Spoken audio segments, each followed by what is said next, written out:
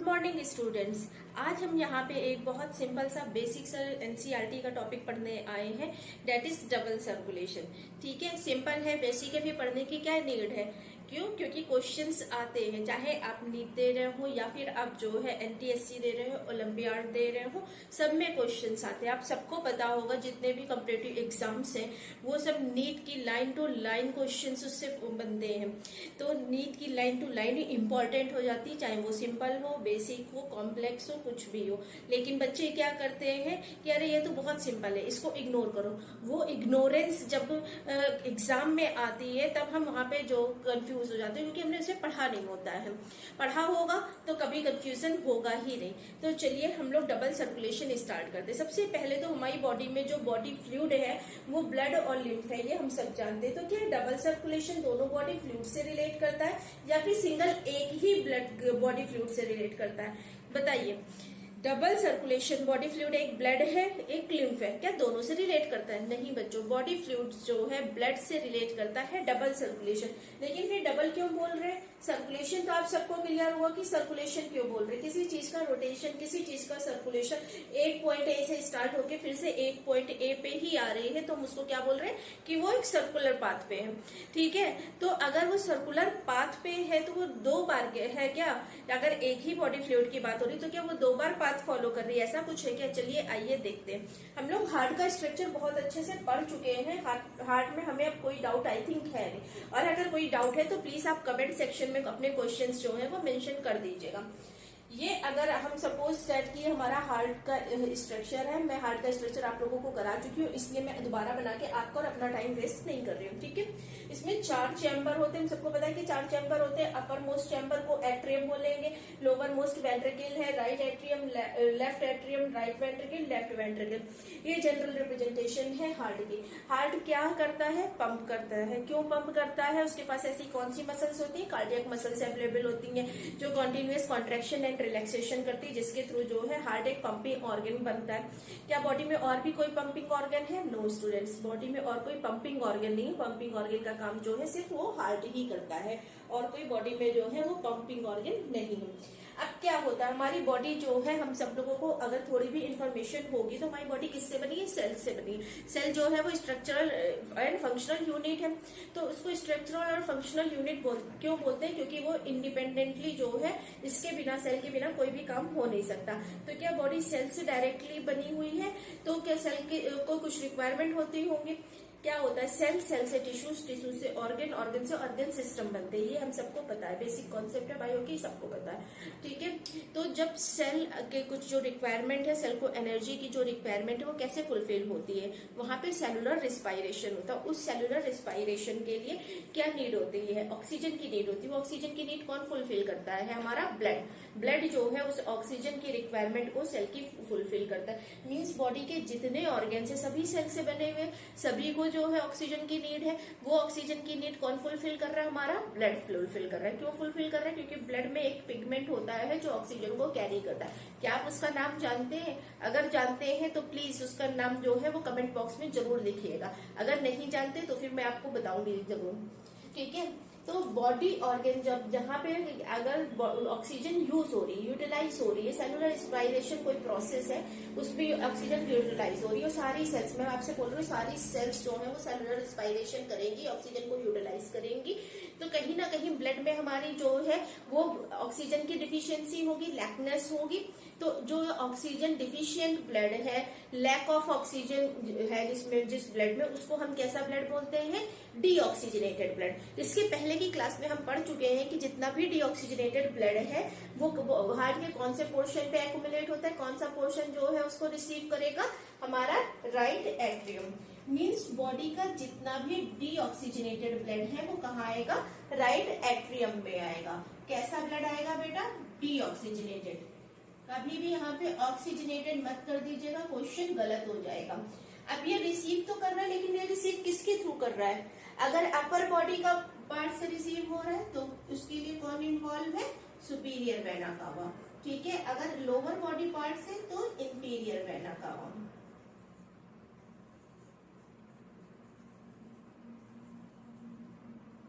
ठीक है, लेकिन क्या हार्ट खुद भी तो एक ऑर्गन है, उसे ऑक्सीजन की रिक्वायरमेंट नहीं होती है, तो उसका ब्लड कहाँ से, वो भी तो डीऑक्सीजनेटेड होता होगा, तो उसका ब्लड किसके थ्रू आएगा, हमने पढ़ा है कोरोनरी साइनस, कोरोनरी वेन, तो कोरोनरी वेन के थ्रू जो है वो आएगा।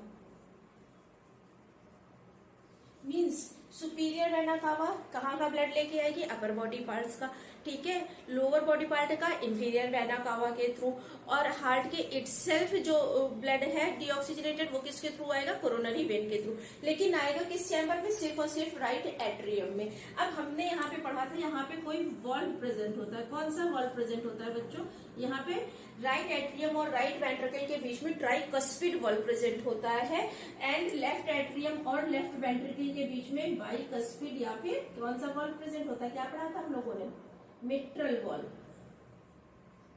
राइट। तो यहाँ पे बाइकस्पिड और यहाँ पे ट्राइकस्पिड वॉल्व प्रेजेंट होता है। जब डीऑक्सीजनेटेड ब्लड पूरी बॉडी का जो है वो हार्ट ने रिसीव कर लिया, उसके बाद क्या होगा, राइट एट्रियम में कॉन्ट्रैक्शन होगा, ये ब्लड किस साइड आएगा हमारा, ये ब्लड जो है वो इस साइड मूव करेगा, कहाँ मूव करेगा, हमारे वेंट्रिकल्स में मूव करेगा।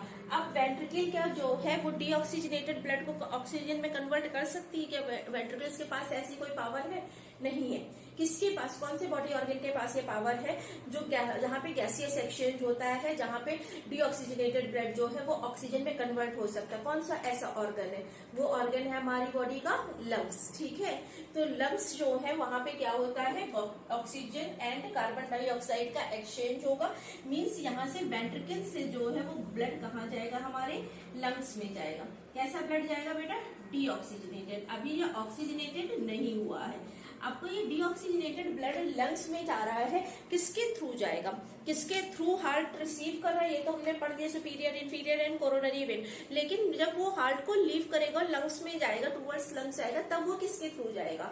हम सबको पता है जितनी भी आर्टरीज है वो कैसा ब्लड कैरी करती है, ऑक्सीजनेटेड ब्लड कैरी करती है, और जितनी भी वेन है वो कैसा ब्लड कैरी करती है, डीऑक्सीजनेटेड ब्लड कैरी करती है। और सबको शायद इतना क्लियर होगा, इतने कंपटीशन देते देते आप सबको और मुझे भी ये आइडिया हो गया है कि एक्सेप्शन से ही सबसे ज्यादा क्वेश्चंस भी बनते हैं। एक्सेप्शन साइंस में जहां जहां एक्सेप्शंस है वहां वहां क्वेश्चंस है। तो अगर मैं बोल रही हूँ कि जो आर्टरी है वो कैसा ब्लड कैरी कर रही है, ऑक्सीजनेटेड, वेन्स जो है वो कैसा कर रही है, डीऑक्सीजनेटेड, लेकिन अगर यहाँ पे कोई एक्सेप्शनल होगा तो इट मीन्स क्या है कि वो अपने आप में एक क्वेश्चन है, ठीक है। तो वेंट्रिकल से लंग्स में किसके थ्रू जाएगा बेटा, पल्मोनरी आर्टरी। पल्मोनरी आर्टरी सिर्फ एक ऐसी आर्टरी है जो कैसा ब्लड कैरी करती है, हमारा deoxygenated blood, deoxygenated blood carry करती है, इसलिए इससे क्वेश्चंस बनते हैं।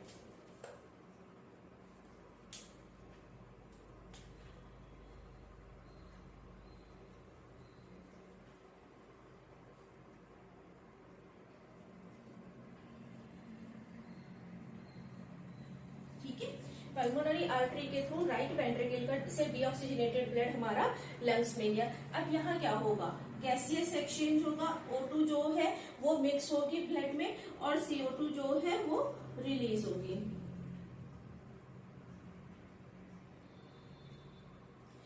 अगर O2 जो है वो ब्लड में आ रही है तो अब ये ब्लड डीऑक्सीजनेटेड रहेगा कि ऑक्सीजनेटेड हो जाएगा, O2 मिक्स हो रही है, CO2 जो है वो रिलीज हो रही है एटमॉस्फेयर में, गैसियस एक्सचेंज होता है, ये सबको पता होगा ना। तो गैसियस एक्सचेंज में क्या हो रहा है, कार्बन डाइऑक्साइड और ऑक्सीजन का एक्सचेंज हो रहा है, ऑक्सीजन जो है वो ब्लड में आ रही है, तो क्या अब वो ये डीऑक्सीजनेटेड ब्लड रहेगा, नहीं, अब ये किस में कन्वर्ट हो गया, ऑक्सीजनेटेड ब्लड में कन्वर्ट हो गया।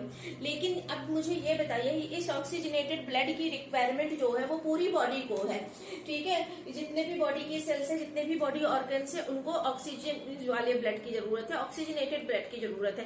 क्या लंग से डायरेक्ट बेटा उसमें चला जाएगा बॉडी में या फिर किसी और ऑर्गन के थ्रू जाएगा। मैंने आपको क्या बताया कि पंपिंग ऑर्गन सिर्फ और सिर्फ बॉडी में एक ही है, वो पंपिंग ऑर्गन कौन सा है, हमारा हार्ट। लंग्स के पास उसको गैसियस एक्सचेंज की कैपेसिटी है, वो हार्ट के पास नहीं है, ठीक है, बट हार्ट के पास क्या कैपेसिटी है, पंप करने की, ब्लड को सर्कुलेट करने की पूरी बॉडी में। उसकी मसल्स स्पेशलाइज्ड मसल्स हैं, आपको पता है वहां पे कार्डियक मसल्स होती हैं जो यूनिक कैरेक्टरिस्टिक है रिलैक्सेशन एंड कॉन्ट्रैक्शन का, वो सिर्फ कार्डियक मसल्स में प्रेजेंट है और कहीं नहीं प्रेजेंट है। लेकिन हार्ट के पास वो मसल्स नहीं है जिसके through exchange of gases possible हो, इसलिए डीऑक्सीजनेटेड ब्लड जो हार्ट ने रिसीव किया था पूरी बॉडी का वो लंग्स में जाएगा, वहां आफ्टर ऑक्सीजनेशन गैसियस एक्सचेंज जो हो जाएगा, उसके बाद बाद वो ऑक्सीजनेटेड ब्लड फिर से कौन रिसीव करेगा, हार्ट रिसीव करेगा। हार्ट का कौन सा चैम्बर रिसीव करेगा, अब ये ब्लड कैसा है, ऑक्सीजनेटेड है, तो ये कौन से चैम्बर रिसीव करेगा, हमारा लेफ्ट एट्रियम रिसीव करेगा। मींस आफ्टर ऑक्सीजनेशन जो है लंग्स से ब्लड कहाँ पे चला जाएगा, हमारा लेफ्ट एट्रियम में। ये कैसा ब्लड है, ऑक्सीजनेटेड या डीऑक्सीजनेटेड, ऑक्सीजनेटेड ब्लड है, ठीक है। तो ऑक्सीजनेटेड ब्लड कहाँ गया, हमारा लेफ्ट एट्रियम में। जितना ऑक्सीजनेटेड ब्लड था वो लेफ्ट एट्रियम में रिसीव किया, जितना डीऑक्सीजनेटेड ब्लड था वो राइट एट्रियम में रिसीव किया, ठीक है। तो एक सर्कुलेशन आपको समझ में आ रहा है कि हार्ट से एक बार ब्लड ने लीव किया, ठीक है, उसके बाद लंग्स में गया, लंग्स से फिर से हार्ट में आ रहा है। क्या एक पाथ ये बन रहा है, तो क्या हो रहा है, सबसे पहले हार्ट था, हार्ट से कहाँ गया, लंग्स में गया, लंग्स से फिर कहाँ गया, हार्ट में गया। एक सर्कुलेटरी पाथ बन रहा है, एक साइकिल बन रही है। तो एक चीज साइकिल समझ में आई आप लोगों को, क्योंकि लंग्स का जो है वो एक और भी नाम होता है पल्मस, ठीक है। पल्मस जो है वो लैटिन में लंग्स को बोलते हैं, इसलिए जो साइकिल हार्ट और लंग्स और हार्ट से रिलेट करती है उसको हम क्या बोलते हैं, पल्मोनरी सर्कुलेशन। पल्मस जो है वो लैटिन में लंग्स को बोलते हैं पल्मस। और जो ये साइकिल फॉर्म हो रही है हार्ट से लंग्स में ब्लड का सर्कुलेशन, फिर लंग्स से आफ्टर ऑक्सीजनेशन फिर से हार्ट में, तो इस साइकिल को हम क्या बोलते हैं, पल्मोनरी सर्कुलेशन। एक सर्कुलेशन हमें क्लियर हो गया, ठीक है। डीऑक्सीजनेटेड ब्लड लंग्स में गया, आफ्टर ऑक्सीजनेशन फिर से वो जो है ऑक्सीजनेटेड ब्लड में कन्वर्ट हुआ, जो फिर से हार्ट में गया। ये एक साइकिल कंप्लीट हुई, एक जिस एक पॉइंट से ए से स्टार्ट हुआ था उसी एक पॉइंट ए पे फिर से चला गया। अब क्या होता है, तो इस यहाँ तक का प्रोसेस आपको ये समझ में आया, ये किसमें आ गया, हमारा पल्मोनरी सर्कुलेशन में, ये पल्मोनरी सर्कुलेशन, ठीक है। अब सेकंड क्या हो रहा है, यहाँ पे हमारा पूरा कौन सा ब्लड एक्युमुलेट हो गया, ऑक्सीजनेटेड ब्लड। ये ऑक्सीजनेटेड ब्लड बेटा कहाँ जाएगा, लेफ्ट वेंट्रिकल में। लेफ्ट वेंट्रिकल में क्यों जाएगा, क्योंकि लेफ्ट वेंट्रिकल के थ्रू ही ये कहाँ जाएगा, हमारे बॉडी ऑर्गन्स में। कौन किसके थ्रू जाता है, ऑर्डा, ठीक है। तो ऑर्डा के थ्रू पूरा ऑक्सीजनेटेड ब्लड जो है वो कहाँ पे जाएगा, हमारा बॉडी ऑर्गन में जाएगा, मीन्स सारी सेल्स में जाएगा, फिर वो बाद में डिफरेंशिएट होती रहती है।